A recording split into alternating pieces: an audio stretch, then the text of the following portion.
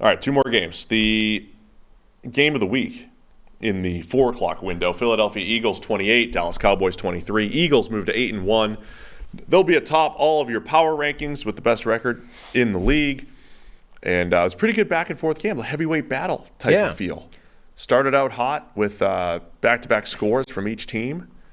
Or they traded scores early on, but it was a fun game, man. Yes. Dallas, this feels like a game that really got away from them. So Philly scores early. They got a little bit lucky with a strip sack that sort of bounced right back to Jalen Hurts, but they score a touchdown, and you're like, all right, first punch thrown to Dallas. Now you're like, you already know what the narrative is, right? Dallas can't win these games. You're not as good as those teams. You just got punched in the mouth. Can you punch back? And they did. They had a big kick return by Keontae Turpin right away, then a touchdown drive. And it became this sort of back-and-forth game. They were able to sort of keep pace with the Eagles and then had a shot to win it at the death and couldn't. It's like, the narrative was already you can't live with these teams. And for once, you actually did live with them and then had a shot to win it and couldn't get it done in the end. Like, they just can't get away from the inevitability of the outcome in these games. I will say, they mentioned at one point, and it changed during the game, but this is maybe the most insane stat I've heard this season. Coming into this game, Dallas had one lead change in the entire season. Yeah. They win games or they lose games, but those games start that way and go that way. But one lead change and the largest margin of victory and the largest margin of defeat. We're like 20 points or something. They had the largest margin of victory and defeat. But the averages were like 20 points in either direction. Correct. So they've either been in these absolute walkovers or complete annihilations, and they don't change during the course of the game. They just, this is a game you're going to win and win easily, or this is a game you're going to get beat down in, and nothing changes. Well, one lead change in 8 games or whatever? That's ridiculous. Well, sometimes the stat sums up what I'm feeling, right? What I'm trying to feel here. Now, they'd only had 2 losses coming in. They lost to the Cardinals and lost to the Niners. But the stats summed up what I was feeling, because when people are like, how's Mike McCarthy doing as a play caller? I don't know.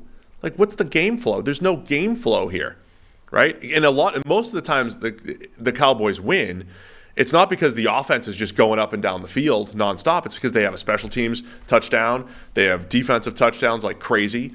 I mean, it's because they put together these full team efforts that are just domination, right? Like, you just played an SEC team and you're killing them because you're the Cowboys. That's what it feels like. But then, this was the first game where it was actually a nice back and forth battle. Yeah, I mean, the Chargers game a few weeks ago had some back and forth to it. It's not like, but you're right. Like, the lead change thing was fascinating. The Texans-Bucks had 5 lead changes yesterday. Yeah, to have one in the first 8 games is genuinely insane. But that was the stat heading into it. So I want to highlight on the first drive, because I have to do this, right? Nick Sirianni, they did the brotherly shove in their own territory. That's expected, right? We've got the key play. It's 4th and 1, own territory. Who cares? Also went forward on 4th and 3 in field goal range. Jalen Hurts throws an absolute dime on a deep out. They get a 15-yard gain, score a touchdown on the next play. Sirianni, they won by 5, Sam. And when you're talking an EPA type of difference, they passed up a probable field goal, but not 100%, a probable field goal, and exchanged it for 7 points. So it's at least, just in real terms, a 4-point decision by Sirianni. And when you factor in the fact that there could have been a missed field goal, probably a 5-point decision by Nick Sirianni on the first drive, just by saying, this is who we are, this is what we're doing, we're going for it, and they win by 5. Just saying, that stuff adds up over time. In addition to, I thought Greg Olsen also made a great point about the Eagles, where it looks like they're run-pass splits, like they're a run-heavy team, but they're also pass-heavy on early downs. They are finding this mix of, it's 3rd and 5, 3rd and 4. We're going to run it when most teams pass, because we're going to go for it on 4th, and we're going to run again. And the run-pass splits look even, but they pass early, and they run in late. They run, in 3rd and 4th and short, and they're finding that, like, nerdy balance of when to pass and when to run, and it's really impressive that they're putting it all together. Yeah, I mean, we're going to have to talk about this at the tail end of this game because that's where quite a lot of the action happened. But also, Jalen Hurts looked pretty lucky to get out of that without a bad knee injury. I mean, his knee got crunched from the side. He was already like he got hurt a couple of weeks ago, and honestly, he seems like he's been dealing with stuff all the way through the season. All year he's felt, hurt. But his knee was already in a brace, which honestly may have saved his knee at this point because it's already locked in with the metal brace thing. If it hadn't been and his knee had just crunched in sideways like that, that may have been Jalen Hurts' season right there. But he was dealing with that knee injury again. And then the other element of this, so the tush push, the brotherly shove play, whatever. Not only is it this cheat code on fourth down, et cetera, we've been talking about that a lot. They found another use for it where Dallas, with one of their many just down short of the goal line plays, the Eagles get the ball, turnover on downs, the Eagles get it, they're backed up on their own 6-inch line, right? They were able to use the shove play to get 2 clear yards of breathing space. Yeah. Nobody else can do that. They can deploy one play that nobody else can stop and not just get 6 inches to get a first down. They can go, we need 2 yards of breathing room because we are backed up on our goal line. Go nuts, guys. Traditional sneaks can do that too, but they don't get 2 yards though. That's the thing. They do. If you spread the field, if you do it the right way. Most people do not get 2 yards out of a QB sneak. This cheat play is not just an automatic conversion. It's actually able to push 2 clear yards of space down by your own goal line, which is just another use of this thing in a way that nobody else can do. You want to talk a little? I mean, I thought Dak Prescott played a really good game. I mean, it was, sometimes Dallas in the big games against the Niners, it feels like the whole team just doesn't show up. But this was a battle back and forth. Dallas their red zone woes continue to come back. They can't put the ball in the end zone enough. They were allergic to it in this game. I know. And Eagles in the second half, couple big plays. I thought Jalen Hurts to Devontae Smith, absolute dime on the 29-yarder. Hurts to A.J. Brown to go up 28-17. But again, Dallas kept battling back, man. Dak hit Jalen Tolbert, had a couple big plays on that drive. Jalen Tolbert, 7-yard touchdown. They didn't get the 2-point. But even down 5, they had an opportunity. Deep pass interference to flip the field. And then had – go ahead. Go through the sequence at the end. Well, they had the multiple plays where they couldn't get into the end zone. 4th and 1, they thought they scored, and then this one was taken off the board when it turned out he was down at the 6-inch line, which is where the Eagles had the ball then and did the push play to get the room. They get the touchdown. They couldn't get in the 2 points. It looked like Dak had got there, and he didn't. He'd stepped out just short. So they kept getting these plays taken off. Each time they gave it to them live, and then only when they looked at the tape were nope. Unfortunately, you were 6 inches short of this play, and it just kept happening to them. But then the Eagles give them a shot and completely botch this big third down play late on, fumble the ball. It was a read option thing, and he handed it, gave it to the running back. Did it get clipped out or whatever by the crossing blocker? Tyler Steen recovers it, and that looked for a second like that could be the difference in the game. A punt versus Dallas getting the ball at the Eagles 31 with a minute left, and then they just couldn't. That was in the middle of the sequence where they couldn't get the touchdowns or get the points on the board.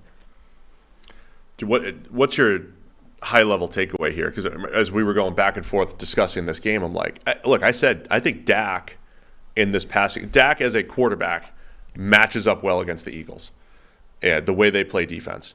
As long as they can protect Dak enough, and I know we got sacked 5 times, and he was under some pressure, but the matchup's pretty good for Dak. I'm going to read some zone coverage, find the open man. He does that really well.